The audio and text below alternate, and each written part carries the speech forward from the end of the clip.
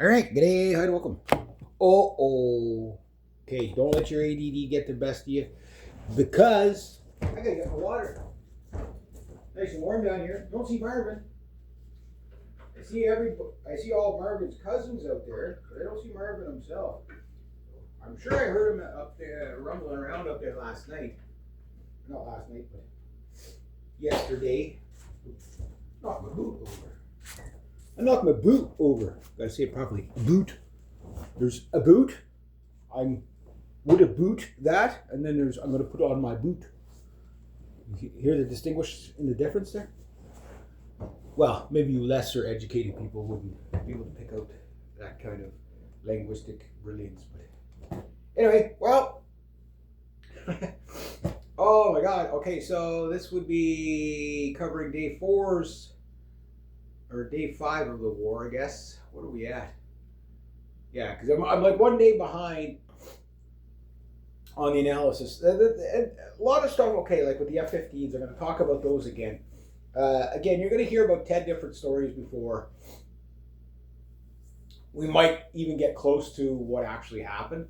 But that's not the big story. I'm going to start right with the big story, and that is the first submarine kill for the Americans since World War II on a corvette, frigate, an Iranian frigate, which was sunk off the coast of Sri Lanka, I believe. Is that what it was? It was.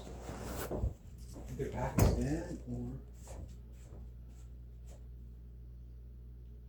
Yeah, so holy fuck, they went far to okay, so look at the map. Kicking my books. Don't kick my books. Don't kick my books. See this. Okay, so the Iranians sent their ship all the way down here. Yeah, okay, you see me, okay. To refuel. And they were torpedoed somewhere in here, somewhere in the Indian Ocean. That's far. That's like 1,500 miles away. Something like that. I know what they're doing.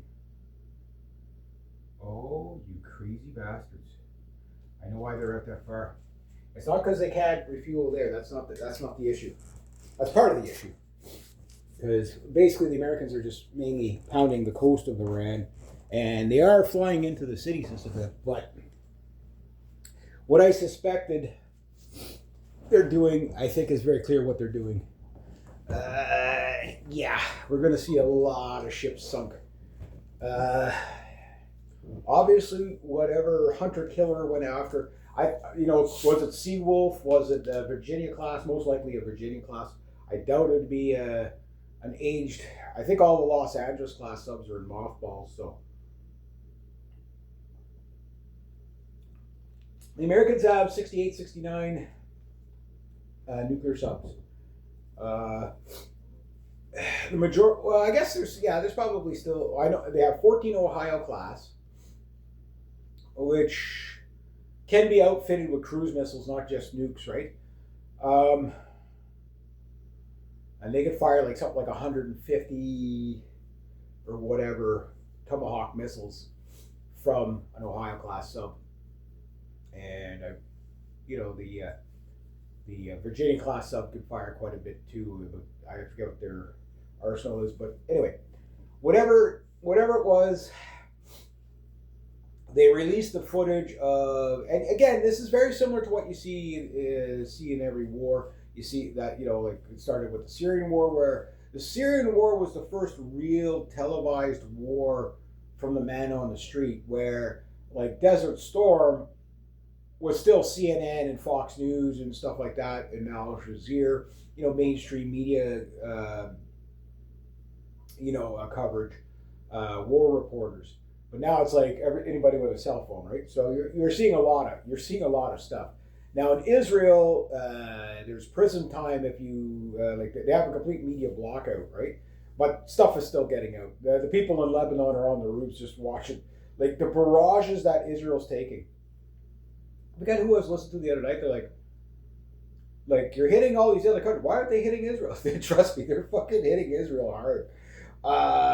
Like buildings just fucking vaporized. I mean, these things are The hypersonic rockets are just, they're terrifying and awe-inspiring just watching them. It's just, it's so fast. You know what I mean? It's so fast.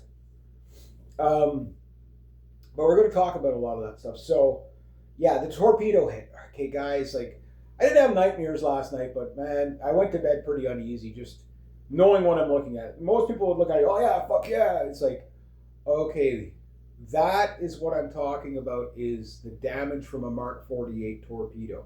The Russians and the Iranians have the equivalent, the Chinese have the equivalent to the Mark 48. Maybe not quite as sophisticated, maybe not quite as accurate, whatever. But warhead-wise, look, for whatever reason, they hit the back of the boat. My hunch is that, again, we'll never know unless somebody tells us, but, you know, a survivor tells us. So 80 people died, or 81 people died, and 32 were pulled out of the water by the Sri Lankan Navy. So the torpedo hits not amidships. If it would have been amidships, everybody would have been dead within seconds for sure. But it was worse than that. That would have been more humane for sure. It hit at the aft of the boat, not the bow of the boat. So you see the back of the boat lift up, and basically blows the back of the boat up. And then you guys saw my avatar of the video yesterday where the bow is up in the air. And that, you know, the guys killed right away got off easy. It's the guys that were still alive that survived the torpedo hit in the bow of the boat. The boat goes up like this. I mean, the torpedo hits. You know, like if they were completely unaware, that's one thing. But it'd be instant fright for sure. But if they knew it was coming, just that anticipation for the, you know, the second 30 seconds that, oh my God, you know, it's terminally homing. We can't get away from this thing. We're fucked. I mean, I'm sure there was guys if they were on the deck, they just fucking grabbed a life vest and just fucking jumped into the water, right? I don't know if it would have done them any good because it probably would have froze to death by the time the Navy got there to pick them up, but who knows? I don't know how long the rescue took, whatever. But if they even knew the torpedo was coming in, which is a good chance they didn't, and you have to understand, like, this is a two-way street. I know and again, everybody thinks the military equipment works as good as advertised. If you are in the right area of water, okay, your torpedo does not function. Even in Mark 48, as good as they are. A huge, and this was discovered in World War II with magnetic triggers. You know, in some of those Norwegian fjords. The U-boats were trying to sink the HMS, not Magnificent, the HMS, like this old battleship the British had that they put in the fjord or whatever. And they kept firing the torpedoes, and torpedoes would detonate prematurely, and they couldn't figure out what was going on. What it was there was a stronger magnetic, being in the fjords, there was a stronger magnetic pull on the triggers, because the triggers are sensitive, right? So there was more, like, just inside these big giant, you know, fjord, you know, rock formation fjords, you know, it was setting off the triggers, right? And the magnetic triggers and setting off the torpedoes. This would be a problem. This is the problem you have up in the Arctic with the ice. Have you ever seen the movie Hunter Killer? Where it's like, you know, you get close to the ice because there's so, like, ice is like all kind of fucked up, right? So the sound hits it and then it ricochets off that and it ricochets off. You just can't barely hone in where the sound's coming from, right? Well, this also happens in shallow water, which happens a lot of time is because of reverberation off the sand floor and whatever, it confuses the sonar seeker head in the torpedoes. And what'll happen, the torpedo will either drive itself into the you know, seabed, or it'll pop out of the water. It'll do this, right? So firing a torpedo in, like, say, 100 feet of water is a very difficult thing to a degree. Modern torpedoes don't have as much of a problem with that, but older torpedoes do, right? So you have to know how to have your firing solution proper so that when you fire that torpedo, that it doesn't get confused by all this other stuff, right? And with all kinds of commercial shipping and everything like that, like to hear a sub coming up at you at 4 knots, it's dead silent. You know, like you're going to hear a loud freighter, you know, 100 miles away before you'd hear that. Keep that in mind. So the torpedo hits the back of the boat. I watched some of it, but it seemed to take a long time. So I don't know if anybody would have been in the boat when it went up. But if there was, when that bow goes up and then it just does that death plunge, it comes straight down. Like if you're in there, like like picture going down and then it's like the poor guys in the Kursk. Like you like what you can hear the hull crushing in on you. You're down 100 feet, 200 feet, and like just waiting for the death. Like it'd be pitch black dark. Horrible way to go. Horrible way to go. But why were they out that far? You know what I mean? Like, why were they refueling there? Who was refueling them? Right? This is what the questions people aren't asking. And I'm like, well, they were probably out there, but if they're out there, and we know there's at least still 2 Kylo subs unaccounted for. Okay, and here's what I'm thinking. They're going for the encircle. Look, nobody really knows where the U.S. fleets are. The news tells us they're 1,000 miles, 1,000 kilometers out, or 1,400 kilometers out, or between 500 and between like 600-700 miles out to sea. They might be right offshore. Like just okay, yeah. So the Iranians are out there looking for them, and it's like, fuck, we can't find this fleet. Like, how do you not find 28 warships? Something is the size of an aircraft carrier. How do you not find it? And plus, amongst all this other maritime traffic, right? Yes, you got to stay clear of the U.S. Navy. They put out a warning, like, let us go by, stay the fuck back, right? But that said, even at that,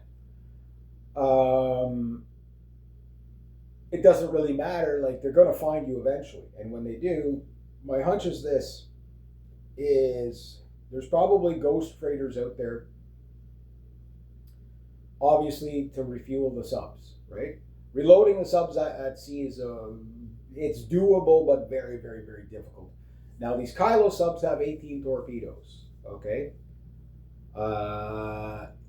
I think they did destroy the 1 Kylo sub, if it was a Kylo sub that was destroyed. If not, you got 3 of them out there. So now you got 36, 46, 52 torpedoes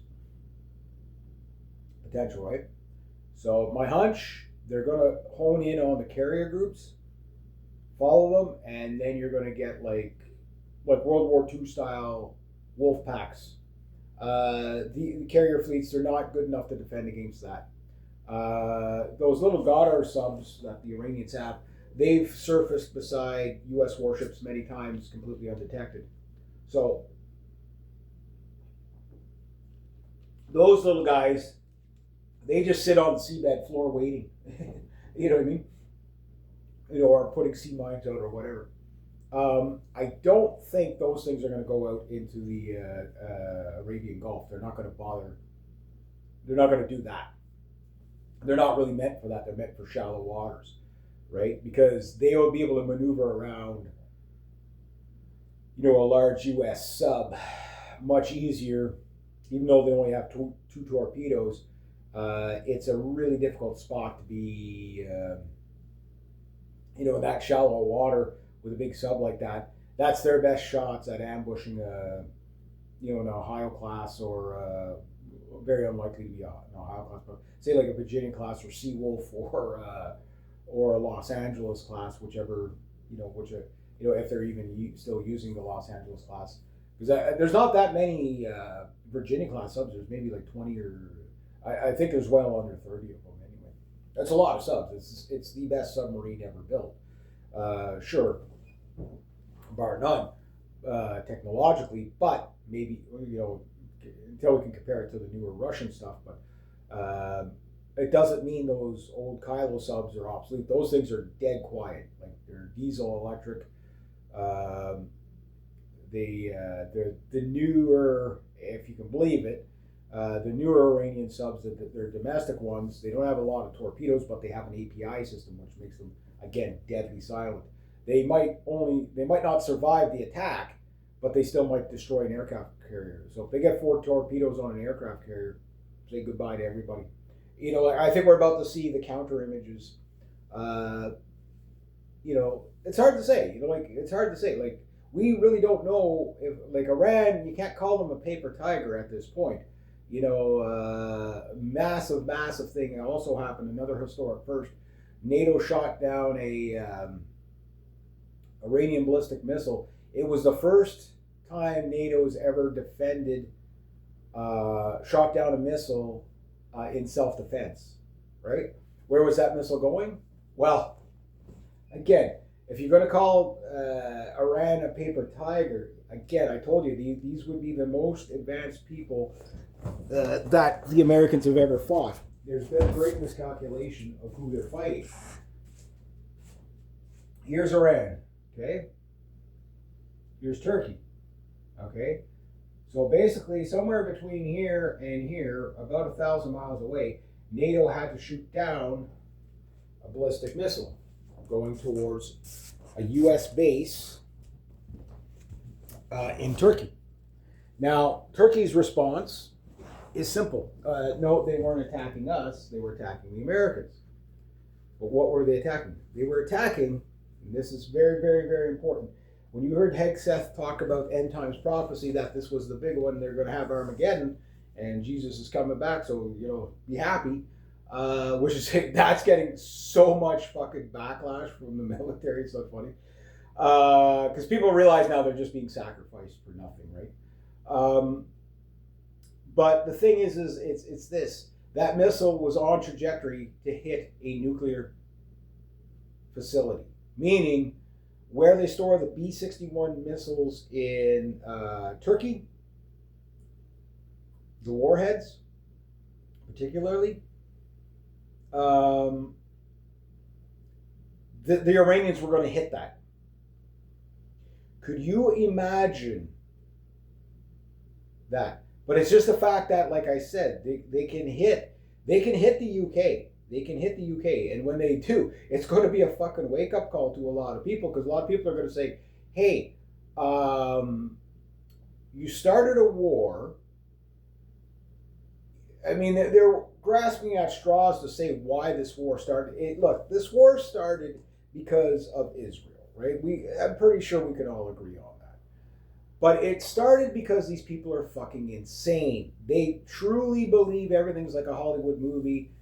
Trump truly believes the U.S. military is completely unbeatable, because, again, they don't look at it from... like they look at the equipment. Oh, the F-22 is better than an old-aged F-14 Tomcat or an F-4 Phantom, which I don't think there's any F-14s left flying. Yes, that is true, but it's the tactics. It's the, there's no plan. Like Trump, his whole thing is, I'll do something and everybody will just back down. But the past year, look, Greenland stood up to the fucking United States. You know what I mean? Like, everybody's just telling them no. The guy in Spain, it's like, no, you can't land here. It's against the rules. So I'm going to cut off trade. But Trump is basically can't cut the trade off with Spain, because if he does, the EU, their trade deal is collective, right? You're talking $47 billion of trade that faggot Cheeto man, because of his fragile ego. And that has a lot to do with it. These are the type of people that can't take yes for an answer, and nor can they take no for an answer, right? They just have these tirades and tantrums like a 2-year-old. It's very entitled, right? It's very entitled. We'll just use their runways. They can't stop us. Yes, they can. They can arrest your pilots. They can do all kinds of. They can shoot down your pilots. Oh, how dare they? I'll go to war with them then. You know what I mean? You know what I mean? Like, it's just, the guy's fucking beyond ridiculous. It's really Trump's not going to make the end of the year. I'm not making any threats. So I'm just saying, look, these Zionist neocon types, they're completely, utterly fucking insane, right? There's no other way to, I can go on and on and on about it, but I won't bother. But it's like, for example, I watched, there's a footage of this girl in Israel, this Israeli girl going, why are they always attacking us? You do realize your country just fucking attacked them and they're hitting you back. The way these people think is that we're going to hit you, and don't you dare hit us back, right? These people don't believe in a fair fight. They don't, like if you can't, if you're going to try to gaslight that you're the victim in this case, you know what I mean? When you really fucking, it's like, best analogy I heard so far is like, okay, a guy goes up and punches a fucking hornet's nest, and a whole bunch of hornets come out and sting me. Why did they sting me? That's Jews, I know it's not all of them, but it's just like, it seems like this perpetual victim mentality they have. Like they really, really are fucking bunch of mental cases. Like, how could, like, the gaslighting is just like, who do you think is going to believe you at this point? You like, this is why Trump, not one, whether it's Rubio, whether it's Hegseth, whether it's Trump himself or Lindsey Graham, not one of them can coordinate their stories, because it's like, okay, first it was about weapons of mass destruction, and then it was about not getting nukes. When the Iranians already said, yeah, we're not going after nukes, again, they've already agreed to that. So you won, right? No, we're still going to attack you anyway. Okay, no, well, it's about the Iranian people. When you hear Lindsey Graham going on about, oh, I want the Iranian people to be able to have economic freedom and freedom of speech, do you really fucking believe that guy? Like, that guy is a death cult. The amount of crimes against humanity that man has done, it's unbelievable. Unbelievable. And again, what the Iranians are calling them is the Epstein class, right? All these Epstein pedophiles are basically declaring World War III on everybody. Are they wrong? Really, at this point, you know what I mean? And I know there's a lot of people that are just, it's about the Epstein files. No, it's beyond the Epstein files. This is a long-term, like, the psychosis these crazy Zionists are under. Like, again, I understand the end times prophecy, evangelicals, whatever. I understand them. Yes, they're nuts. I'm not against Christians, but I'm against the evangelicals. They're evil fucking people, because they're not Christians. They're Zionists, right? They're evangelical Zionist doomers. That's what Trump is. Sure, he doesn't go to church every Sunday. I get that, but that's not what it's about. It's, like, most radical people, that are, radical Muslims or radical communists or radical, Jews or radical Christians or whatever. Most of the time, they don't really practice what they preach. You know what I mean? Like, they're not like that. It's just they've manifested in their head that they're entitled to do whatever, right? It's moral relativism. It's a very, very big thing with the Jewish communities, is moral relativism. And once you see it, you can't unsee it. You know what I mean? It's like they'll find a justification for murdering babies, right? So in Gaza, so it's like, you know what I mean? Like, well, it's because we're the victims. We have to kill them because we're the victims. Like, it's you can't even make it up. You know what I mean? This is what they're like, right? And the world is seeing it. Like, it's a mask off moment. Like, there's no. I think there was a couple of by-elections or whatever that just, for like some normal, I stand with Israel types. They fucking like face plant. Look, you can't vote for the GOP. You can't vote for the Democrats. You just can't do it. Or anybody that's pro-Israel. You just can't vote for them, or they're going to have you at war. And it's not even that. It's like the open borders. It's the LGBTQ progressive stuff. It's the debanking, the hate speech laws, the mass immigration, the open borders, the illegals. All that stuff comes from Jewish machinations, pretty much. Like, it's not just them. I know it's not just them. There's a lot of non-Jewish people doing that stuff. The corrupt banking, I know it's not just them. But if you look at it overall, at the very top, right, it's Jewish or Jewish adjacent, right? Meaning they're like, okay, they're not Jewish, like Donald Trump's not Jewish, but his grandkids are, and Jared Kushner's son-in-law is, whatever. And basically this guy is, a wannabe Jew. You know what I mean? Like, he's done everything growing up his entire life, like that. He's pretty much a de facto Jew. Like, he's not Jewish, but he does everything in servitude of. He's a Zionist, right? And I know not all Jews are Zionists, but whether they're communist or Zionist or non-secular, you know what I mean? They always seem to have this moral relativism to destroy people's nations because it's justified, because, God's chosen people, whatever it is. And that's what people are picking up on, right? People are picking up on that. And you're not allowed to critique it. You're not allowed to do that. But right now, it's just so many people are noticing this. You can't stop the noticing, right? So the only thing, well, we got to find ways to censorship people. We have to throw people in jail for denying the Holocaust. You know, it's that kind of like radical stuff that we've been dealing with, right, for decades. But now it's come to a head because, well, they FAFO'd, right? It's like, yeah, we're going to hit Iran and they're going to back down right away. Trump took out Soleimani. And again, I'm not saying Trump is a stupid person because he's not. But he's very blinded by his own ego. When he took out Soleimani, the number one guy who was taking out ISIS.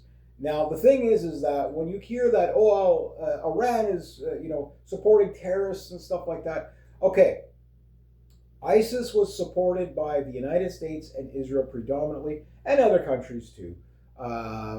Pretty much all the Western countries were doing that to overthrow Iran. It's not the first time. Saddam Hussein was, supplied chemical weapons by the United States to kill the Iranians back in 78, 79, 80, that war, right? The Turks, okay, who are fighting the Free Syrian Army at the tail end of Syria there, okay, and bordering Syria and Iraq. The United States, they're openly admitted on mainstream news. They're going to, basically get Kurdish militias to go and fight, fight the Iranians. Kurdish militias is like, you fucking nuts? Like, yeah, sure, we'll martyr ourselves once in a while, but no, we're not fucking suicidal. Like, yeah, they're going to take on the Iranians. Yeah, and Turkey's like, no, they're not doing, like, that's a problem for us. Don't arm them up because that's a problem for us. This is why Israel now wants to destroy, they see Iran, the end in sight. So like, okay, well, we're going to run out of enemies. What's our weapons industry going to do? I know, Turkey's going to be a problem. Like, Netanyahu's already talking about how they're going to have to take out Turkey, right? The Turks are not stupid. They know this. This is why the Turks are like, yeah, try and find out. So if you get a super PAC between Iran and Turkey, I mean, goodbye Middle East. You know what I mean? Even if they fight as frenemies, I mean, Israel would never survive. Like, the United States wouldn't survive that. Like, I mean, I don't even think the United States is going to survive, to be able to stay in the Middle East. Like, you're gone. Like, I mean, I'm looking at the footage of all the destroyed buildings. There was like 150 rockets smacked Tel Aviv the other night. You're kind of fucked. And again, the Iranians can do this for months. And like every night, it's like, they're running out of missiles here. They're running out of missiles. We've been hearing that about Russia and Ukraine. Everybody's running out of ammo in 5 minutes, and they're going to be up in cloth-wing biplanes in 2 weeks. Yeah, 5 years later. Like, I mean, this war is going to go on for a decade. Easy. The barrage of it is probably going to die down by the end of the month. But the Iranians are never, ever going to let the Americans back in on a single base. Maybe you're going to be held back in Turkey, and it's the Turks. Well, like the Turks, yes, they're going to keep American bases there, and I'll tell you why. Because Turkey is in NATO, right? But it's a strategy for them. They're not really committed to the alliance. Do you really think Article 5, like the Americans are talking about getting Article 5 going, but it's like it doesn't really work that way because Article 5 is only if you're attacked. Yes, you're being avenged for what you did. But you started the attack, so the special military operation or whatever, basically Trump stealing Putin's thunder there, it's not going to work because the rest of the world sees it. Well, it's not really an Article 5 situation. This is a independent war between the United States and Iran and Israel, right? They did this, it's not Iran just suddenly started attacking everybody. And, again, these moral relativists out there, yes, but they were going to attack us. That's why we had to do it right away. Iran doesn't function like that. They know that it plays off better if they wait till the United States attacks. Two reasons. Number one, they get the moral high ground. Number two, it gives them more time to build rockets, develop their weapons. The more time they get, like every ceasefire, they're going to build up, right? This idea, well, Iran can't, like the negotiations the Americans are trying to do with the Iranians is clearly stuff that they would never agree to. Okay, get rid of all your rockets. Okay, get rid of no nuclear things. Don't ever build an IED. Okay, fine, whatever. Okay, but make sure you get rid of all your air defense systems, everything like that. And we promise we won't attack you after you've attacked these people twice during negotiations. While peace negotiations were going. Nobody trusts the Americans anywhere right now. And again, if there was one prediction that I got 1,000% right this year was Trump's betrayal of the American people, but the betrayal of the trust. Like the United States is worldwide is now considered a rogue nation. You're not stable, I mean, people are even proposing sanctions on the United States. How fucking crazy is that? Can they do it? Probably not. But some people might say, you know what? Yeah, we'll take the economic hit. Fuck them. I think we should do that to all the superpowers just to take them down a notch. You know what I mean? Because they're all getting out of control. It's like this whole superpower thing. Think you're going to control the world, whether it's Russia, China, or the United States. It's like, like we shouldn't do business with any of them at this point. I hate to say that, but it's just like fucking, you guys need to fucking behave. Like Mark Carney, trust me, this is why he's working on the mid-power alliances, because it will trump the Trumps of the world, right? It will trump the Xis of the world, where it's like, yeah, no, we have more power as a bunch of small countries as a unified bloc than what you do as one main superpower.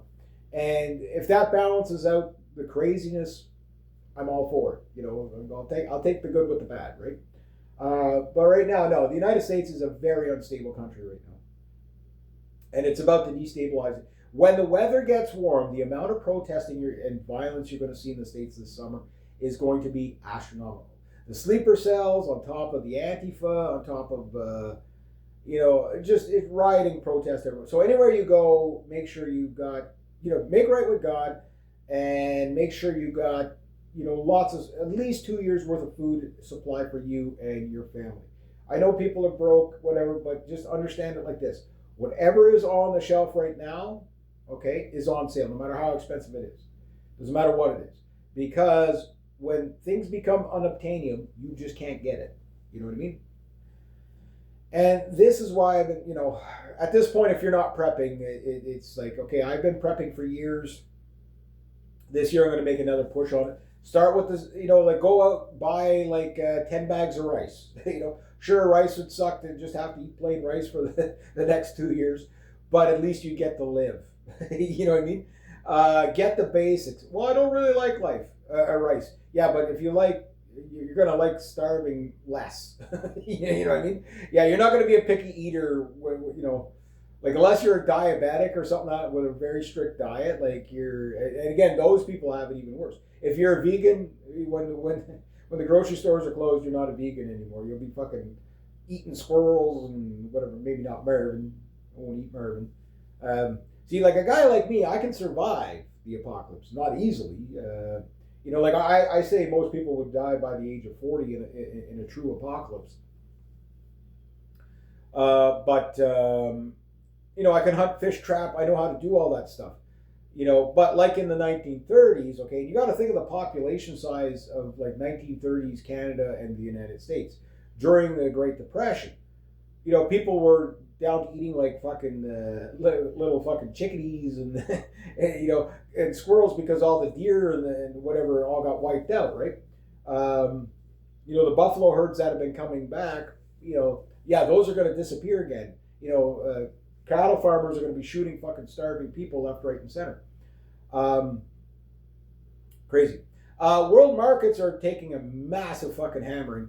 The Iranians, they're like, okay, if we're going down swinging. They're not looking at it as, well,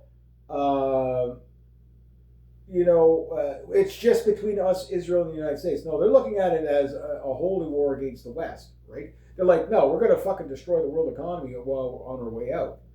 And they're not going to lose. That's the thing. They're not going to lose. Oh, but they lost a warship and they lost this and all that. Yeah, the collateral damage is like so lopsided to what the cost the American, like they're like 3 days, 4 days in, they're at $2 billion already. Like you're looking at a multi-trillion-dollar war by the end of the month, or by the end of the summer anyway.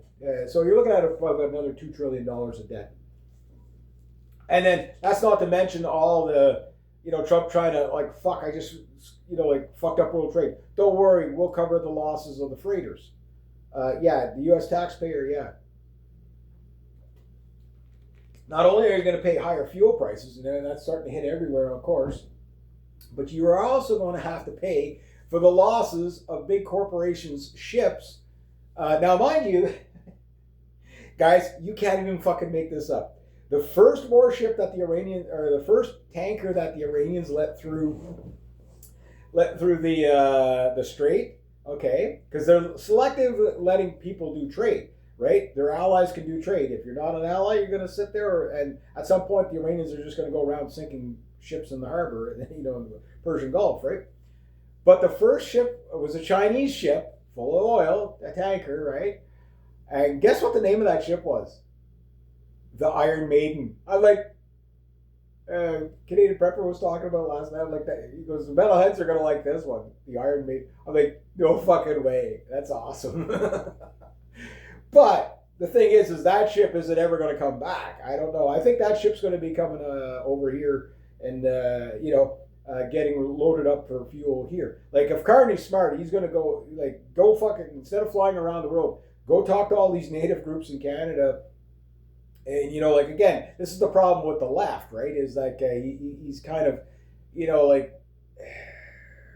I heard, I didn't get all the details on it, so before you get completely outraged, go look into it.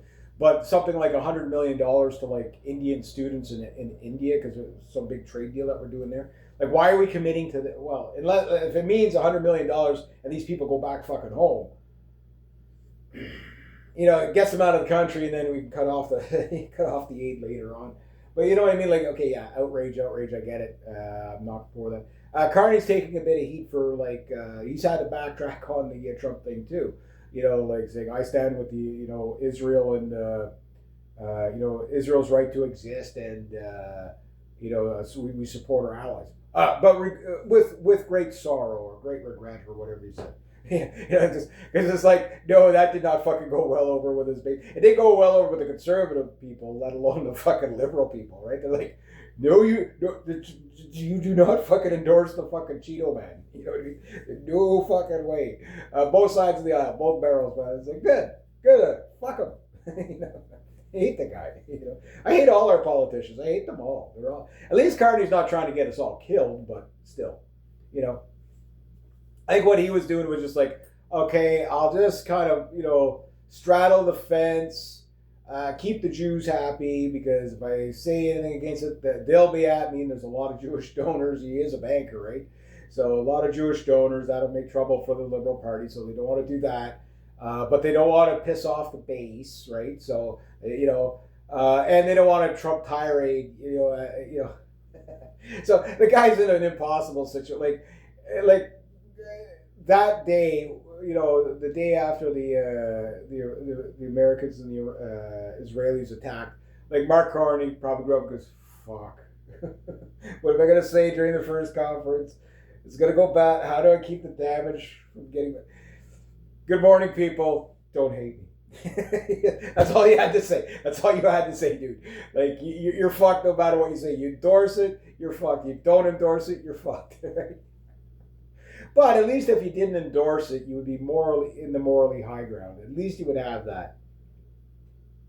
The MAGA base is see, on the mainstream media, the left-wing media, they're still saying that this is what the MAGA people want. This is what No, you are definitely... They're doing it just for political expediency, right? They're not doing it accurate. No, I'd say 90%, 95% of MAGA people are complete. They're out. They're done. No fucking way. This is the opposite of what we voted for. And anybody saying that the MAGA people voted for this, no.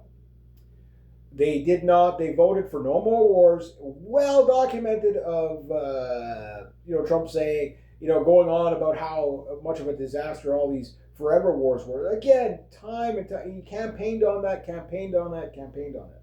So for the left to say no, he was doing. Now, mind you, myself, I figured out he was a Zionist evangelical doomer in his first term. After his second year in his first term. Once he took out Soleimani, I was like, okay, yeah, no, Israel's still in charge here. He's not anti-establishment at all. Plays the good politics. Yeah, I'll go after the transgendered bathroom thing. Like stuff like that. I'll tell them that we're going to deport people, whatever, and whatever.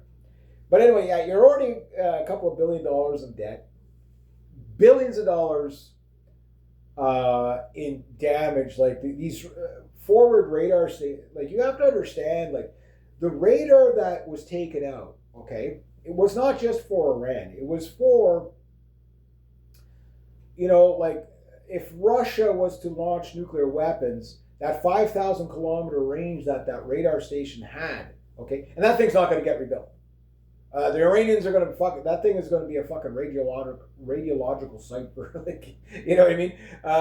Like even the Qataris or whatever, they're not going to be able to, or whichever UAE, wherever the radars, like, two main radar sites, like they're never going to be rebuilt again. Now, the F-15 thing, I want to get back to that because there's some interesting things here. Okay, so 3 were shot down, right? Everybody agrees on that. That seems to be everybody. The Iranians agree on it. Americans agree on it. The Gulf states agree on it. What the story is now was, and this is, at first it was a friendly fire incident with a Patriot missile system. But a lot of fighter pilots were looking at it and saying, no, that doesn't look right.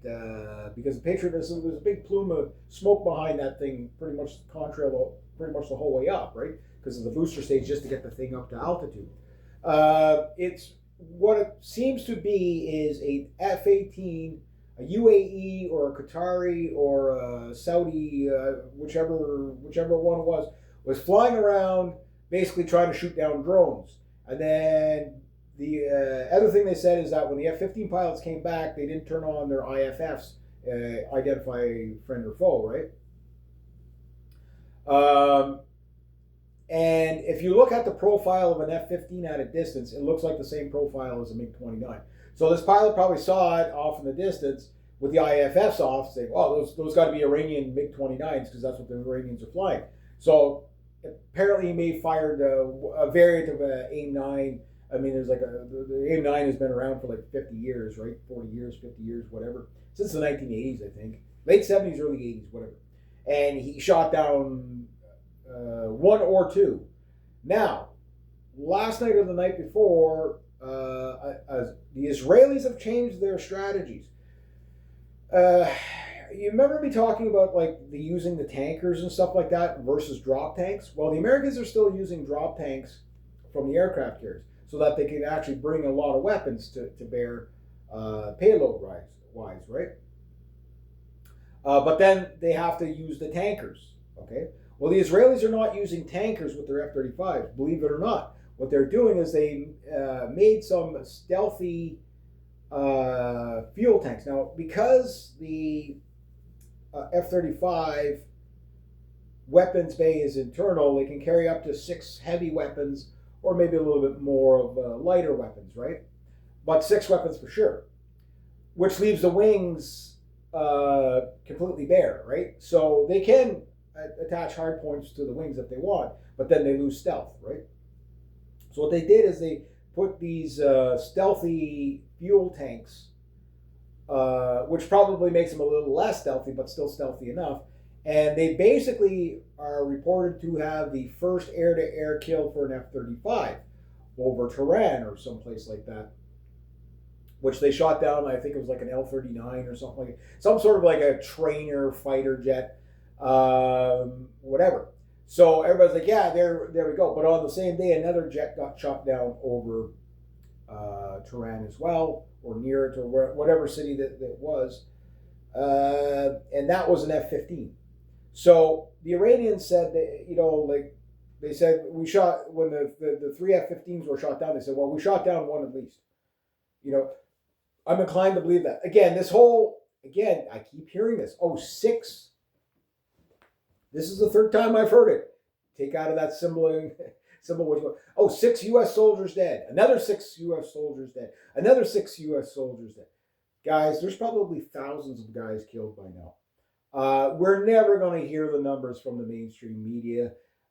This is a PR disaster. They're going to drip it out like next month. You might hear, oh, okay, actually, in that when the attack started, they actually killed 500 guys.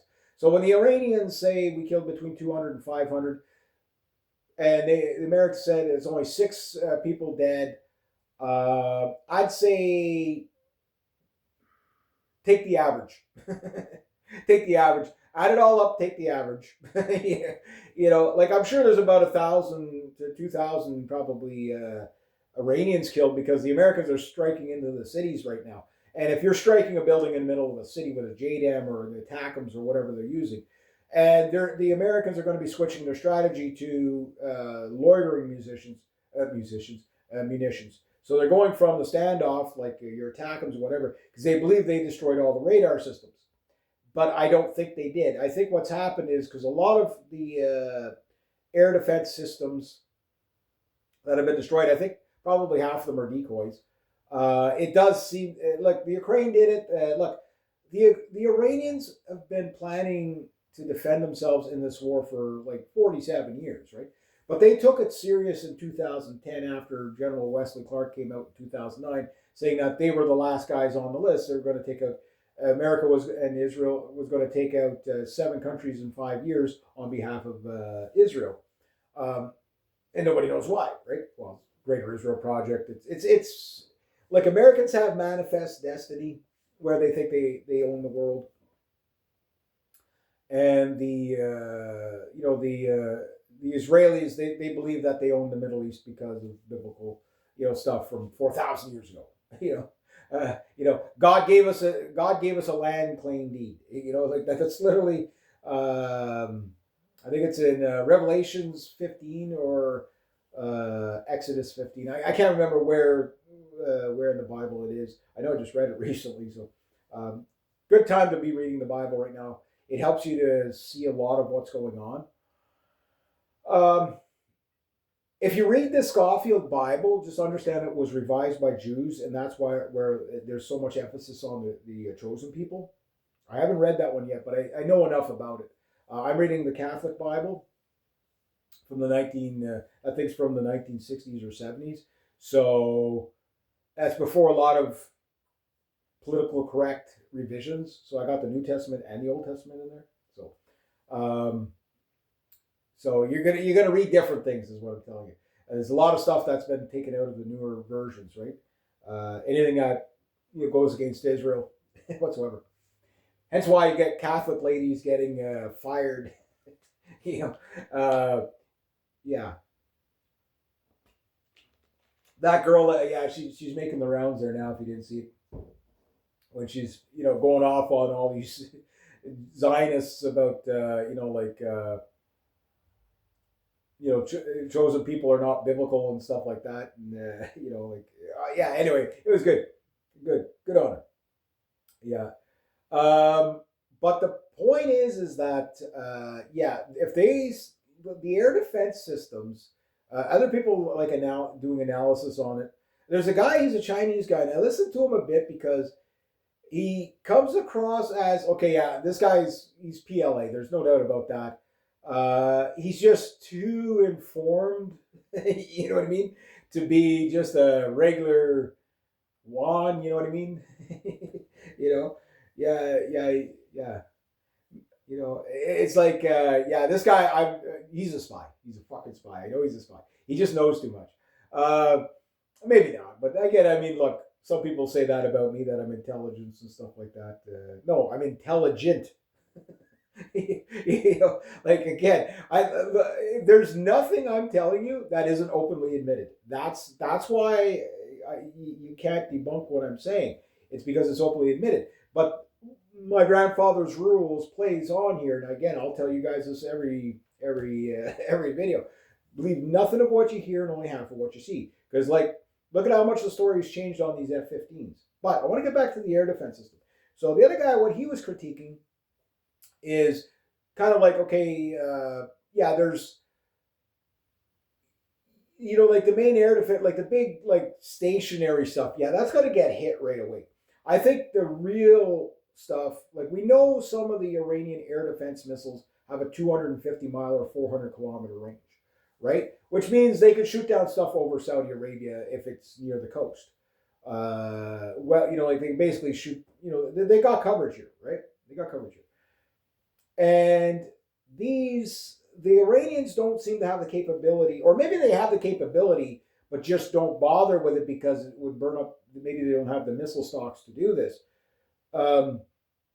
Again, like letting a cruise missile hit a target is better than wasting your missile on it. You know what I mean? If the AA guns can't get it, okay, fine. Because it does seem like they fire a lot of like Zu-23, Zu-57s, whatever, AAA to stop missiles. You never really see them using missiles to stop other missiles.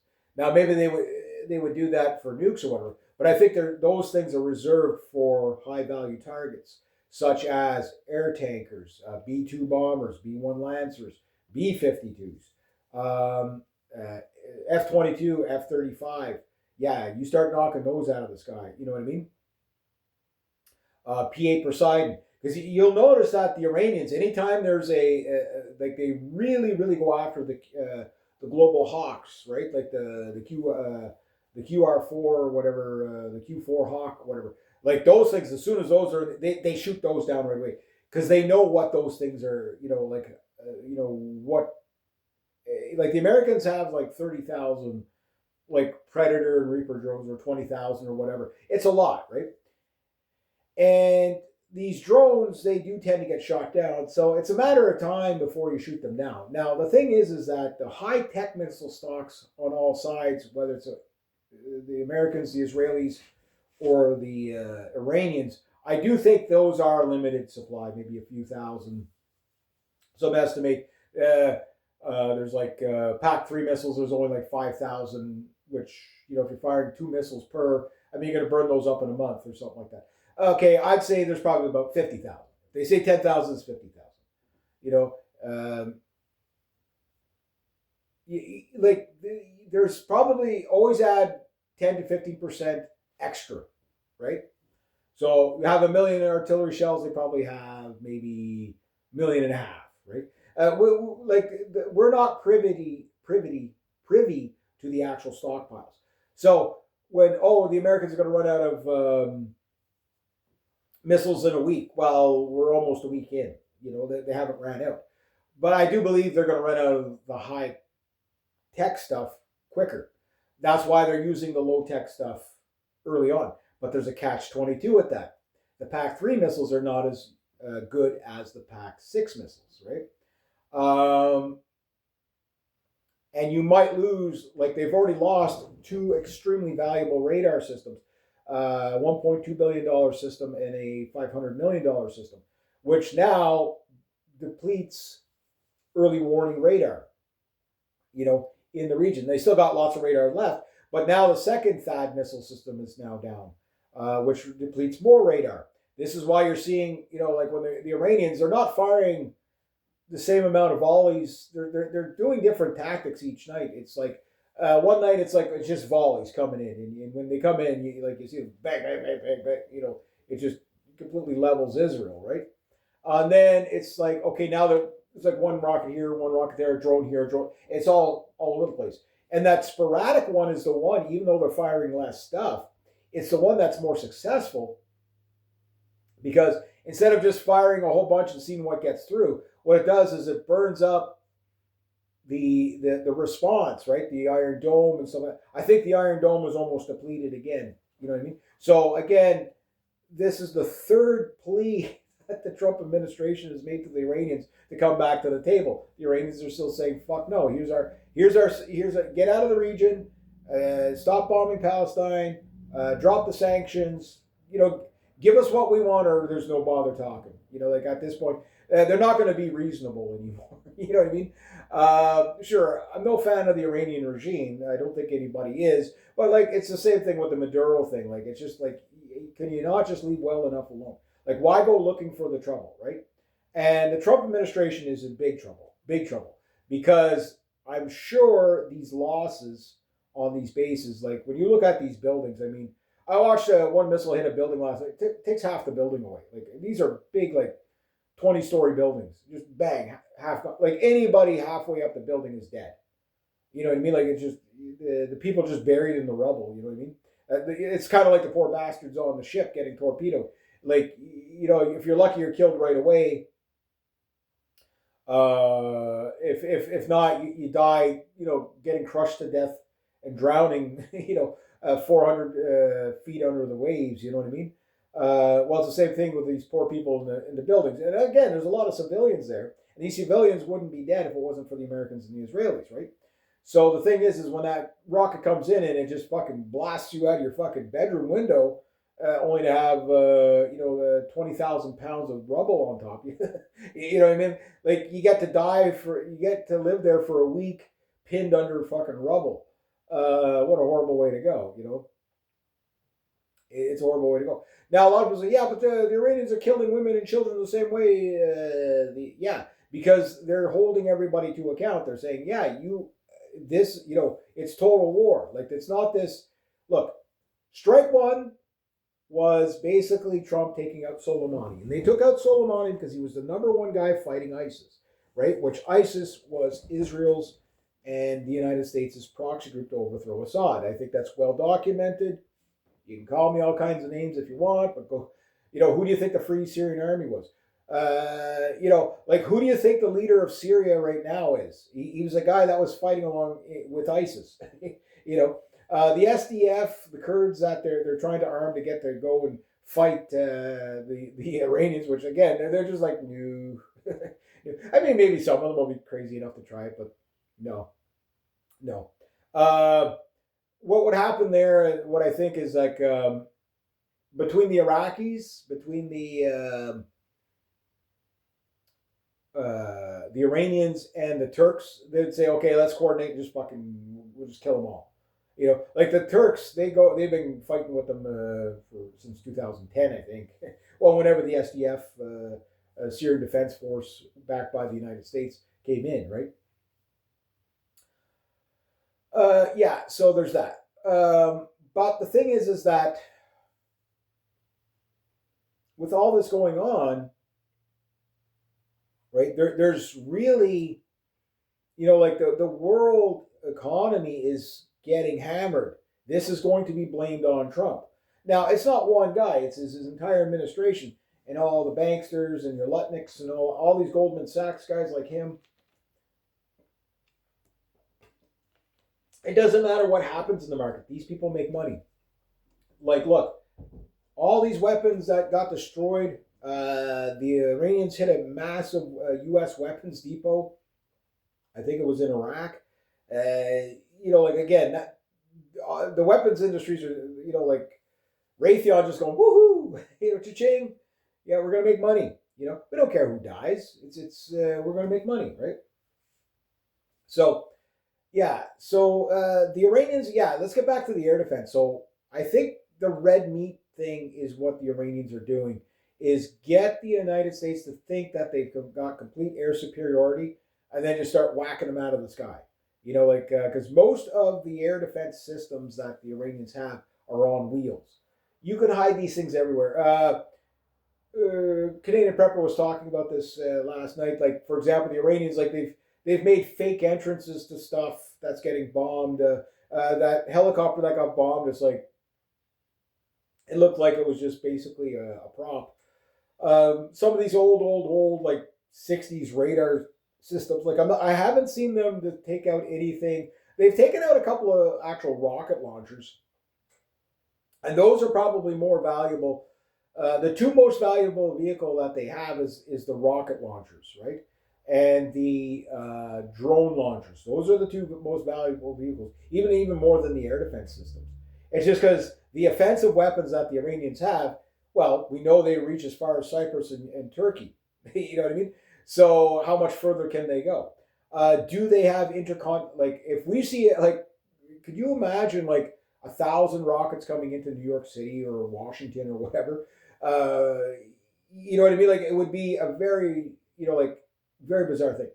Now, again, I know what the Israeli plan is to find an excuse to use the nukes on the Israelis want to use the nukes on Iran, right? So the argument is, well, the United States has to sacrifice our guys because if we don't, the Israelis are going to use the nukes, right? Well, you could always nuke Israel too. You know what I mean? So yeah, you use the nukes on Iran, okay, we'll have to nuke you. Like, I know the United States will never turn, like, the United States is completely 100% controlled by the Israelis. Again, 2/3 of the Congress are dual citizenship Israelis. This is why you can't have dual citizens in your government, in any government. This is why democracy fails. You know what I mean? You have to, it doesn't work. Multiculturalism doesn't work. They've got your people dying for somebody else's, like fucking insanity, right? And the only thing they can do is like censor you and call you names and thisophobe, dataphobe. Look, if the Israelis want to go to war with the Iranians, that's up to them, right? We shouldn't be there at all. Now, that said, when the migrant crisis 2.0 comes in, yeah, people are going to be even more pissed, right? So again, we're in the time of the 110th expulsion of the Jews and the 10th Crusade. I've been talking about it since 2015. I told you it kicked off then. It would flare up, it would flare down, and now you're really starting to get the picture of what it is. It doesn't look like it did in the history books. We're in different times, But the thing is I'm not wrong. And yes, people, like the amount of people that are anti-Israel right now in the mainstream, like these are kitchen table talks. Normies never talk about this stuff. They've always, nothing ever happens. Everything's just safe and effective. And again, the Epstein classes, the people, again, I can't stress this enough. The people in the Epstein files are the same people that told you the vaccines were safe and effective, right? And again, when you look at it all, again, why did they even do that? Well, again, a few months before, everybody signs the Trans-Pacific Trade Partnership, which has a lot to do with mass immigration and a lot to do with temporary foreign workers. And suddenly, well, you can't just fire everybody that's working. But if if the economy were to take a massive hit from a pandemic, there you go. Can I prove it 100%? No, but does it look obvious? It looks pretty obvious, right? But again, all the conspiracy stuff that guys like us have been talking about is now just out in front display. That they're at that they're near they're sprinting for the finish line right now, right? And the thing is that yes, these fucking hawks in Washington,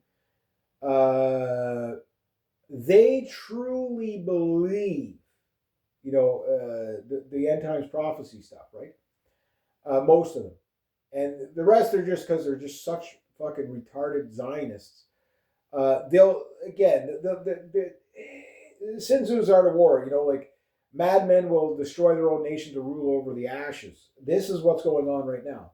The United States is not going to walk this off. You guys are going to take an economic hit. I mean, the globe is, but if you thought it was bad under the Biden years, it's about to get 10 times worse than that. It's going to make the Great Depression look like a cakewalk. It really is.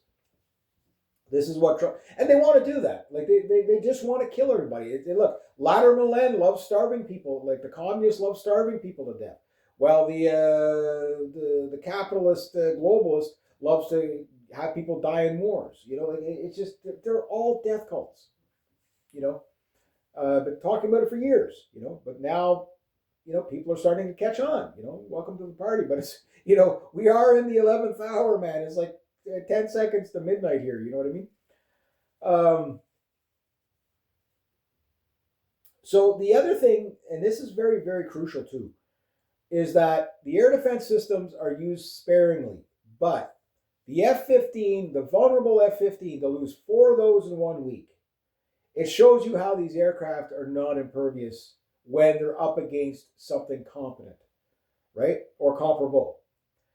So this is what I've always tell people. Like, even if the Iranians only had, say, 1980s quality weapons, with the ranges they have, 1980s. Look, in the 1980s, okay, a Phoenix missile was the most um, deadly missile out there. You know, it was state of the art, right?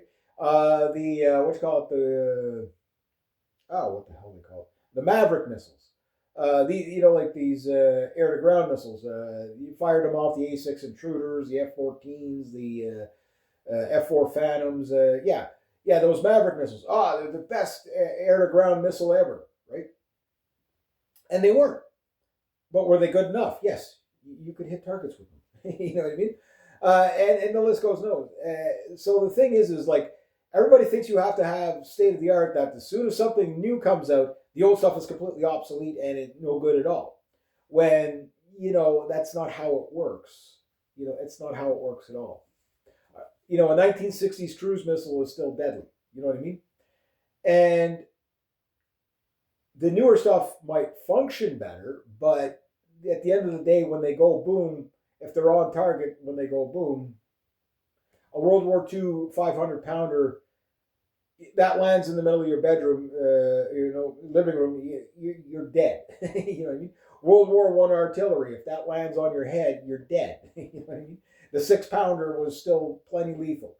So, like right now, the Lebanese are the Hezbollah guys. They've destroyed they took out an Israeli Merkava tank last night or the night before, which the Israelis won't be able to sustain tank losses. You know what I mean? And I believe they're starting to burn up the Iron Dome stuff too. So there's not just the Iranian missiles. I think the coordination is, okay, get the Hezbollah guys, fire the cheap stuff. And the thing is you can't distinguish between a Hezbollah rocket and an Iranian rocket, so you have to fire a missile, right? So you're firing a missile at $1,000 rocket or a $700 rocket that costs you $500,000 to $1 million a pop. My money's on, like, this. The Iranians have a better strategy. So strike one, taking out Soleimani. The Iranians did a very measured response, firing 22 rockets at 2 U.S. military bases, giving them a week's warning, warning the Iraqis the attack was about to occur. The Iraqis in turn let the Americans know. So the Iranians were able to save face and not escalate the war, but they were able to get their revenge, right?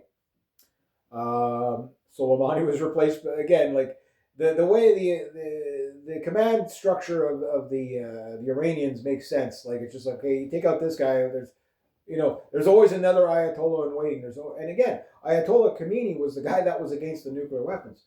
Trust me, they want Iran to have the nuclear weapons so they can get the justification to vaporize them with theirs, right? Like, Trump can't wait to fire those Minuteman missiles at Iran. He could accidentally trigger World War III in the process, saying, okay, well, we're firing these missiles. Do you think the Russians are going to say, okay, those missiles are up in the air and they're just going to Iran? It's like, well, no. You fire those nuclear missiles at Iran, we're going to fire nuclear missiles at you, because they could be coming towards us. Not only that, you're going to be irradiating our region of the world. You know what I mean? Like, again, the Israelis are crazy. If they nuke Iran, they're going to die of radiation poison themselves. So half the Gulf state, right? But again, we're not dealing with rational people here. So the strike two was last June, when Israel and the United States did what do you call it, Operation Hammer Fury or whatever the fuck. Now it's like Fist of Fury, whatever. Operation Fury Thunder, whatever. All these very Hollywood fucking like Action Jackson 1980s kind of movie kind of stuff, right? So Epic Fury, like when you really think of the name, like Really? Epic Fury? Like, it's kind of funny, you know. I mean, it is kind of funny. Like, it's so hokey, you know. It's very American. It's very American. We'll just say that. Very Hollywood. Um, but it's an epic fail. Like, I mean, again, when you look at the Americans are not going to tell you what they're losing in this. You know what I mean? The Iranians are getting hammered. There's no doubt about that. No one's going to underplay that at all. But they've calculated that in for sure. Like they know they weren't going to have air superiority, right? But you can't win a battle from the air. You really can't. Toying with the ideas of boots on the ground has got such big backlash by the American people. They're like, no fucking way we're going to go there and die for Israel. You know what I mean? Like everybody's becoming an anti-Semite overnight, and that's good. That's a good thing. It actually might actually save the Jews because it might force them to back off a bit. You know, maybe people say, well, okay, here's you want me to, you know, like the elections will come up and say, okay, well, what's your stance on this and this? Yeah. What's your take on Israel? I stand with Israel. Okay, yeah, you're not getting my vote. I'm Jewish. You're not getting my vote. Why? Because it can't be trusted. You know, if you're going to lead us to fucking Armageddon, we're not going to fucking vote for you. You know what I mean? Not that I think voting matters that much, but, you know, we'll see. So that was strike two, and they, waited 2 months, and then they did True Resolve 3 or whatever. Now we're on True Resolve 4. But the difference was, again, last time they gave the Israelis and the Americans, okay, we don't want to escalate, but we're going to hit you back. We're going to hit you back for like a week or a night or two, whatever, 12 days. Okay, we're going to hit you back, and then, okay, we're satisfied. Here's what we're going to hit. We're going to hit your military bases. We're going to hit this. We're going to hit that. We're going to tell you when it's coming. Yes, we've just launched our drones. They'll be there, in a few hours. You know the British Typhoons and French Rafales going up there and shooting them down. Yeah. Like all these like drone kills. Like, oh wow, the British just shot down a drone. It's not as epic as they make it sound. Like, I mean, the thing flying in a straight pass at 70 miles an hour. Yeah. But even at that, those fuckers are getting through. Like, I mean, again, like the Shahed 136 drone is probably the most effective weapon that's ever been fielded in battle. Ask the Russians, ask the Ukrainians, ask anybody in the Middle East right now. Like, these fucking things, they just it's just because they're like fucking mosquitoes. They're all over the place, right? And they're hard to detect, even like they're the size of a bus, but they're hard to detect, right? Because like they don't put off much of a heat signature, so they're hard to detect on that. And the thing is that especially when they're successful, because what you're using to detect the stuff, like your radar detects, then you got your trackers and lays the target and homing in on the target and fire it, and then you got your launcher, right? Well, you got two THAAD systems down, two mega radar systems down. Those things, even if they could rebuild them, it would take a month to do basic repairs. It'll take about 2 or 3 years to rebuild the command centers. These are buildings, right? So yeah, those are out of the game. So now it's less warning time that you get. These things are just going to come in. So these cheap rockets are doing the job.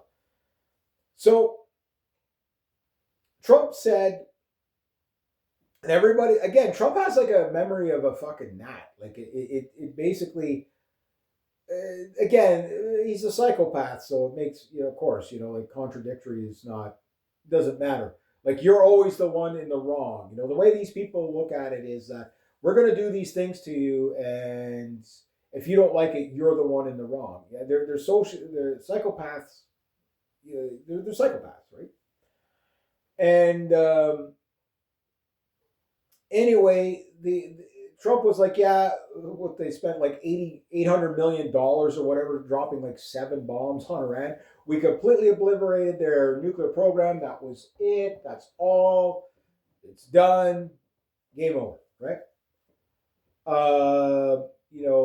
Because we did such a good job, blah, blah, blah, America, blah, blah, blah, whatever. And now it's like, well, they're going to they're a week away from a nuclear weapon, blah, blah, blah. We've been hearing that since 1970s, right? And the thing is that it's like, well, no, you told us that it was over. You know what I mean? And now you're saying, no, it's not. But the difference this time is the second they hit Iran fired back within 45 minutes. They were firing back. They didn't give, like, you could see what happens when the Iranians don't give you the heads up that the rockets are coming in. Yeah, people are dying. You know, again, it's horrible. And why is it happening? Because of Israel and the United States. That's who takes the blame. That's who has to take the blame. Yes, you could blame the Iranians for firing back, but they're firing and, you know, they're retaliating. It's not defensive firing, it's retaliation. And that is a different thing, you know. It's like, you hit me, now I'm getting even. Especially when you think, you know, Middle Eastern doctrine, eye for an eye, right? But like the Iranians are like, no, well, we're going to sink your ships, we're going to destroy the world economy. Well, like there's, again, I know there's some Southeast countries already starting to suffer because, you know, like there's going to be delays. There's going to be a lot of delays with these ships. Now, the question is Iran is going to be letting whoever they decide through the strait, right? But here's the question. If ships that are going through the strait, what is the United States going to seize the oil that going to China from there? Like, you know, like at what point does this insanity stop? Because the Chinese are not going to put up with that forever, you know? Like, you know what I mean? Like at some point you're going to see Chinese warships escorting their ships in and out, right? And when they do, you know, the United States Navy is going to be in direct conflict with either Russia or China, right? You know, so it's like, just because the United States says, you know, we're going to control who can do trade with who, doesn't mean everybody's going to oblige with that. Everybody's telling the United States to go fuck themselves right now. It's like, no, we're going to do trade with whoever we want, right? So Trump has fucked the world trust. He's fucked the trust of the people. He's betrayed his base. Why? Because, you know, the mask is off. He only cares about Israel. That's all these neocons care about is Israel. It's just Israel. Like, these people get elected to serve Israel, not to serve the United States.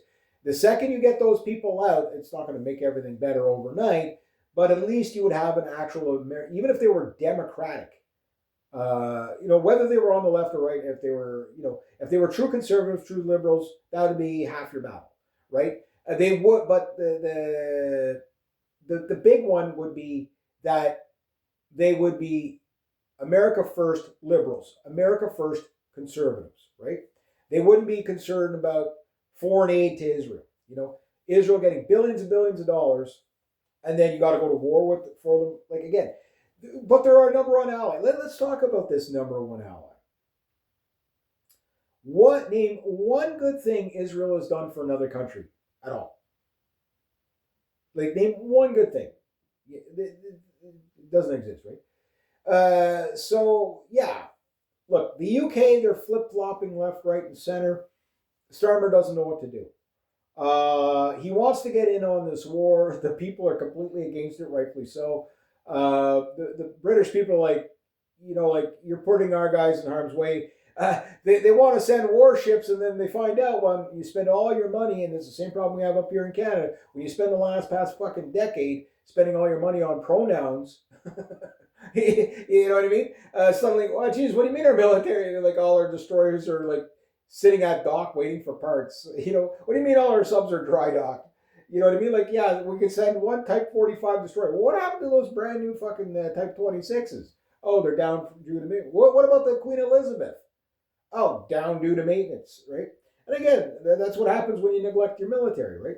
At least Carney is sort of kind of reversing that, but I mean, there's a lot of damage to undo from Trudeau, right? Like, we're not in the ready state to fight a war. And, like, you know, like, committing troops, like, what they're talking about here is like, okay, instead of having a domestic military, we're going to have like, again, like temporary foreigners, you know, what do you call it? Foreigners for citizenship, right? To fight. Like, again, the reason why they're doing that is because, and I'm not worried about it, and I'll tell you why. Like, yes, there's the odd person might say, oh, yeah, I'd love to become a Canadian citizen. All I got to do is serve in the military for 5 years. Fine, fuck it, I'll do it. Do you think that person is going to be committed to my country? No. That's not my concern. My concern is people in the military, you know, like, fuck their pronouns. They got to be able to fight. You know what I mean? We need a real military. You know what I mean? The Canadian military still has a lot of good guys in there. There's no doubt about that. But the problem is like the reason why people aren't signing up is because of the left wing progressivism, right? I think Carney realizes that, but how does he get around it? Because that's his side of the table, right? Like if you look at how Carney and Pierre Poilievre kind of work together as frenemies, so to speak, you do find that every now and then they both let the masks slip, and it's just like, okay, we got to get out of this insanity, but we got to do it with saving face on each side, right? And I'm not saying they're secretly working together or whatever, but when they see something that, okay, we got to really fucking take care of this, because look, the United States is about to go to war with us as well. You know, they're going to go to war with about 45 different countries. It's economic first, but like Gerald Celente says, when all else fails, take your war. But when your war is failing from the day, like the Americans have already lost this war, it'll just take them a little bit of time to realize it, because there's no plan for this thing. Okay, yeah, keep the aircraft carrier, like airstrikes. You could airstrike the Iranians for the next 25 years. It's not going to change anything. You know, you're just going to take losses and losses and losses. And look, even if they could run out of all the rockets, you got to think of, okay, let's say only 10% of the rockets, and we'll go with like 2010 numbers, 130,000 rockets. Okay, and only 10% hit their targets. That's 13,000 targets destroyed. Even if you don't take a single life in one of these rocket attacks, let's just say the whole war, the Americans, you can confirm it, they've only lost 6 people and that's it. Okay, so loss of life, fortunately for them, will be very low.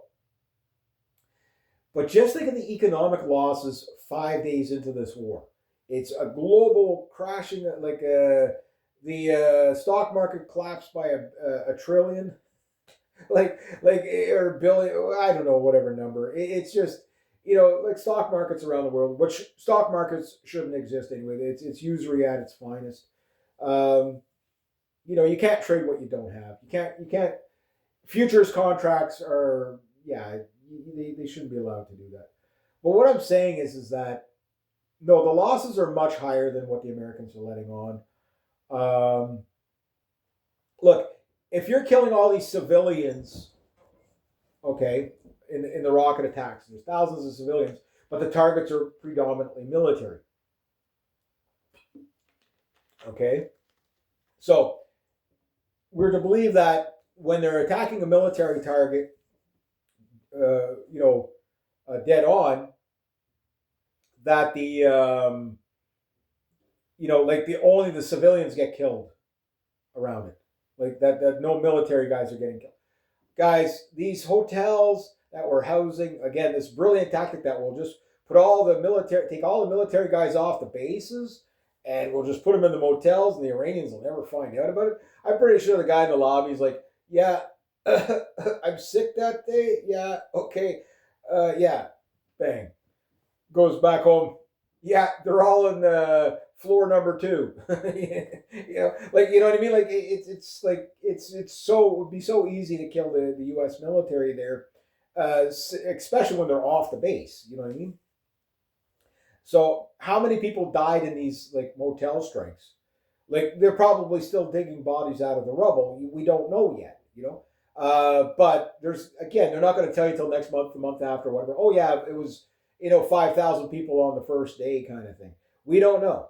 But you're going to start hearing shit from soldiers' families, like I'm hearing from them. We've lost contact. I was talking to my husband the other night, or my daughter, or my son, or my wife the other night overseas, and then suddenly I can't get a hold of them anymore, and they were right in the region that was attacked. Like, for example, there was an Iranian rocket hit a synagogue in Israel last night or whatever, went right through the synagogue and right through the basement floor, and I forget how many people killed in the bunker underneath, because there's a lot of these synagogues have bomb shelters underneath, right? So yeah, you know what I mean? Like, the Iranians are targeting shit. So once they run out of military bases, they're going to go after the desalination plants. They're going after the oil already. And the rigs, the oil rigs, the tankers. I mean, you're talking billions and billions of dollars of non-military assets. Airliners sitting, like every airport. Even if your airport does not house military staff or whatever, airports are a runway's a runway. You know what I mean? It doesn't matter if there's like I say, a 747 sitting there or an F-35. It's a runway. It can be used. If it can be used, it's a target. You know what I mean? And that's how people are. The only way you're going to get out of the Middle East is either by boat or by bus or train. You know what I mean? Because the Iranians haven't targeted that stuff yet. Once they start hitting the bus shelters or bus terminals, God help you. You know what I mean? But they'll fucking vaporize the Middle East. The Iranians have said, "You stop, we stop. We'll come to the table." But again, you're never going to negotiate with nobody's ever going to take the Americans serious. At least for not, like I said in the beginning of 2026. Or beginning of 2025, that for the next 50 to 80 years, the United States reputation is destroyed. You destroyed your reputation on behalf of Israel. That's what you did. And it doesn't matter if 80% of Americans don't want this or 90% of Americans don't want these wars. It's the one bad apple theory, right? It doesn't matter if 90% of Jews are peaceful. It's the one bad apple theory. These Zionists and these communist Jews are just fucking up the world. Whether they're doing it through progressivism or they're doing it through Zionist war hawk stuff. Like I said, if you want to oversimplify it, it's the problematic people are the Zionist neocon Henry Kissinger style Jews, hope he's burning in hell, or the progressive, deconstructionist, communist George Soros type Jews, right? And all the people that follow those ideologies. They're death cults. They're death cults, right? And then the evangelicals, the problem with them is there's 70 million of them in the States. It's almost like a quarter of the population or a third of the population, right? Just about. That's a huge voting bloc, and that's a big problem. That's why guys like Lindsey Graham can do all these crimes against humanity and still get reelected, not face, you know what I mean? But I do believe that's going to come to an end because, look, if my calculation is right here, the reason why, past the obvious of, Iranian, the Iranians, I think if you add up freighters and frigates and everything, you might be looking at something along the lines of maybe 30 ships. 10 or 12 of which we know have been destroyed already, most of them sitting at port. We know one sub was sitting at port. It probably got destroyed. I don't know for sure, but maybe it left the day before the attack. I don't know. We know they have at least 4 of their medium-sized submarines, 3 Kylos, and about between 23 and 50 of these little Goddard subs, right? Which the little Goddard subs, they're in the Strait of Hormuz. They're not going anywhere else. But they can put out sea mines. They can, and some of them do have, believe it or not, these subs are based on a North Korean sub pattern, but just shrunk down. They do have actual ballistic missile capability. I think they only fire 1 missile, but they can actually fire a missile underneath the ocean. So you got 2 torpedoes and 1 anti-shipping missile in the Strait of Hormuz, sitting waiting in ambush. Good luck. Even if they lose that, the 6 guys in the submarine, if one submarine, that's probably less than $1 million, sinks an aircraft carrier or damages it and cripples it, as soon as that aircraft carrier is crippled, it's as good as sunk anyway because it's just going to get pummeled and pummeled and pummeled and pummeled. And you have to understand, these are nuclear-powered vessels. So if you don't necessarily have to sink the vessel, you just have to make sure that you can destroy the engine. Because the second you do that, the reactor melts down, and as soon as the reactor melts down, you kill everybody on board. And again, basically, the ship becomes a radioactive wasteland, at sea. Yeah, so my money's still on the Iranians. Again, I'm not rooting for them. I'm just saying their strategy's better. And if their strategy is get out into the Indian Ocean, make a big-ass fucking Huey, and come in behind the carrier groups once they detect them. Like, I'm thinking that's what they're doing because, like, look, the subs, what they're going to do is, I'm pretty sure they're probably going to get satellite links from either the Chinese, the North Koreans, or the Russians, and not to mention their own. Is the sub's going to say, oh, there's the carrier group. We're far enough away. Okay, we're not going to challenge it, but here's their coordinates. Okay, send in the drones. Okay, pummel them with drones until all the radars or whatever, and maybe if they coordinate properly, they could have again like a World War II style U-boat because the Kylos they can go across. They got like a 7,000 mile range, nautical mile range, right? So maybe it's a little bit less more than that. You go look at the specs, but they got 18 heavy torpedoes. One torpedo, well placed on any ship currently made, can sink that ship. An aircraft carrier might take a week to sink it with one torpedo, but you could probably definitely cripple it with one. And not only that, you're going to kill anywhere from 500 to 1,000 people on the first torpedo strike. You get 4 well-placed torpedoes on an aircraft carrier. Yeah, watching that thing go bow up with 3,000 to 5,000 people in it and going under the waves. Just hope you're killed in the torpedo blast. You know what I mean? Maybe you're lucky and you get blown off the deck and you happen to have your life preserver on. And maybe you get picked up. But I can guarantee you, even with 27 other warships around you, they won't be able to pick up all the survivors. You're talking thousands of people. You know what I mean? Like, you just won't be able to get them out of the water fast enough before they drown. And I think that's what the Iranians are going to do. Now, mind you, they could even pull a real fucking crazy thing and say, okay, no, well, what we're going to do is go hit Norfolk or something like that, or Pensacola or someplace like that. Like basically, because you remember the Kylos can fire bow-fired cruise missiles, right? So if they did that, okay, and then fired straight into Pensacola or whatever, hit all the ships, sitting at dry dock, whatever. Again, they might lose get taken out there, but it would be a complete Pearl Harbor 2.0 for them. Because you got to understand, like the Iranians, they're going to get even for killing their Ayatollah. Most Iranians, maybe not all Iranians. Yes, there's a huge amount of Iranians that that are happy about taking out the Ayatollah. But you have to also understand, there's more Jews that are in favor of what's going on than not. There's more Iranians that are in favor of the regime than not. There were more Venezuelans that were okay with Maduro than not. Yes, you will find footage of Iranians saying, this is great, this is awesome.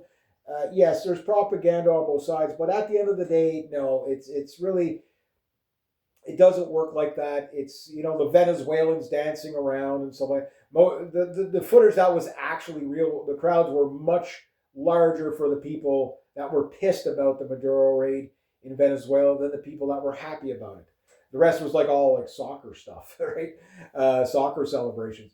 It's the same, like if you look at the people mourning the death of the Ayatollah versus the people celebrating the death of the Ayatollah, it's not even close. And when you look at that should put a chill down your spine because that means their diaspora is ready to fucking get even too. They're just probably awaiting orders. Guys. And again, who do we blame for this? You blame Israel, you blame Zionism, you blame the evangelicals, you blame Trump, his entire administration. And again, the thing is that every administration is guilty. There are no good guys. The Obama administration was just as bad. The difference was Obama wasn't so insane to go after the Iranians in this manner because, like, Trump is grandiose. He's got a big ego. He thinks he can pull it off. Obama, weasel, a snake, a slime bag, started all these illegal wars and everything like that. But even he knew he couldn't pull it off. Joe Biden, fucking whacked out on fucking medication. Even he, as senile as he was, he knew he couldn't pull it off. It's like, no way, we'll never pull that off. We'll have to figure out something else. The Iranians, they've planned for this. They're not going to lose. You're not going to bomb them into submission. And the idea of boots on the ground is laughable, completely, utterly laughable, because artillery is a thing.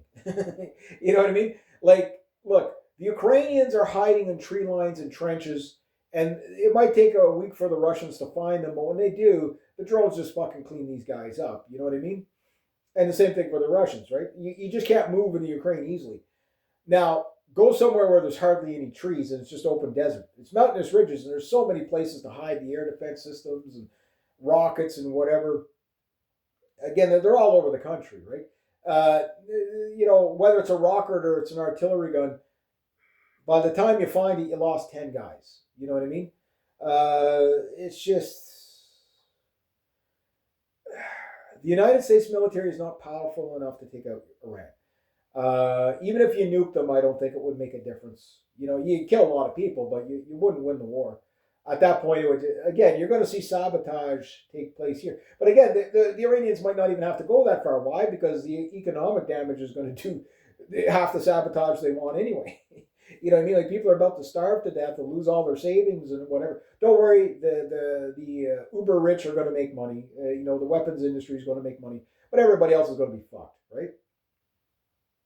And how dare you complain, you racist, bigot, anti-Semite, right? So, yeah. Anyway, I guess that's all I got for now. We'll keep an eye on it. It's going to get worse. It's a completely unnecessary loss of life on all sides. This should never have happened. We know who to blame. Let's not sugarcoat it anymore. You know what I mean? Call out, you have to call out Israel. You have to call out Jews. This is a Jewish problem. It's not just a Zionist problem. It is a Jewish problem. Yes, there's a lot of Jews against it, but there's way more for it. There's way more Jews willing to sacrifice Americans on their behalf. You know what I mean? The evangelicals, again, don't worry. I can guarantee you there was not a single dignitary's kid on that warship that just got torpedoed. You know what I mean? I can guarantee you Byron Trump was not on that ship. I can guarantee you all the senators, again, look, the GOP, again, there's never going to be a right-wing government ever again in the United States. That's it. They just killed themselves. There might be a libertarian one, but that would be, it'll lead you back to the same thing. Nationalist one would be a good thing. Actual America first, but not with this manifest destiny bullshit and going, attacking everybody.